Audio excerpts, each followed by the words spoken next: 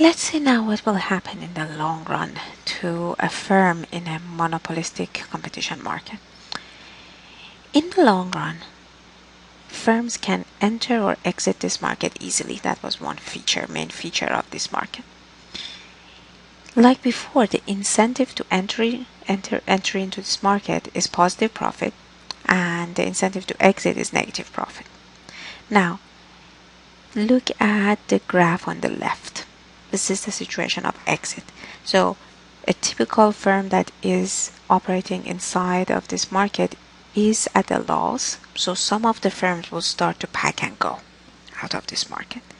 Now, the graph that you can see is not for a firm that's gone from this market, that exited. It's actually the graph for a firm that still is remaining in the market, although there is negative profit. Okay, so let's see what happens to this firm. You can see that the demand, I have the blue line, the old demand curve. The demand curve for this firm is increasing. Okay, so the demand facing this firm is increasing. The reason, let me take you back to the cereal aisle in the supermarket. So let's say you go to the cereal aisle in the supermarket, and now there are fewer options out there. Some of those brands have exited the market. The demand that you have for one of the cereal brands that is already on the shelf is more than before, because now you have fewer options. Okay. Now, the picture on the left, on the right, is now showing the entry situation.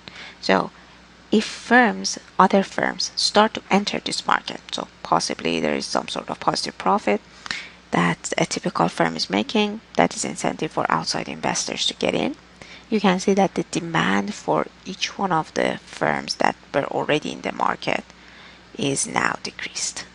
Okay. And one point here, whenever the demand curve changes, it drags the marginal revenue with it. So here in the picture, I didn't show you the marginal revenue for the old situation, but you can see that for the new demand curve, the marginal revenue is attached. So marginal revenue is always attached at the vertical intercept and has twice the slope. Now, let's see what happens after these entries and exits. So here I have an example of a situation where firms enter the market. So I have a firm that's already in the market.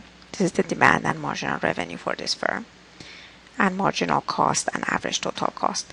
This is the same example. So the outcome $5.20, $4, and some positive profit. Now, because of this positive profit, other firms will start entering the market.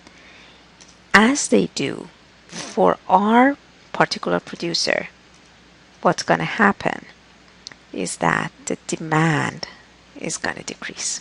So you can see we have the new demand curve, which is smaller, is shifted to the left, and marginal revenue is also decreased. Okay, remember they are attached to one another. Now, the new outcome for our firm, so these are the demand curves and marginal revenue. I redraw them here. If we add marginal cost, you can see that the quantity is now different. So the optimal quantity is now 450, used to be 520 if you compare it here. The price this producer can charge will also drop. So it used to be $4, now it is $2.50. And the amount of profit this firm is making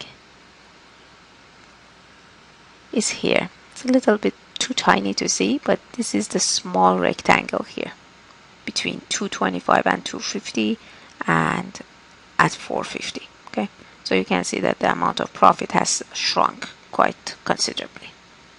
Now, although this is small profit, but as long as even $1 profit exists in this market, outside investors will come in. So the equilibrium, long run equilibrium for this market is when there is zero profit to be made. And this is the picture here.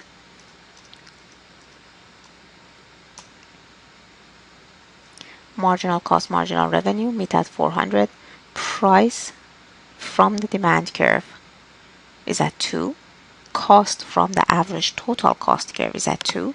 Therefore, there is zero profit. And the entries and exits will stop at this point. Now, I want you guys to be careful here. Look at what happens here. You can see that this point, which happens to be at 400, right? This is where marginal cost was equal to marginal revenue.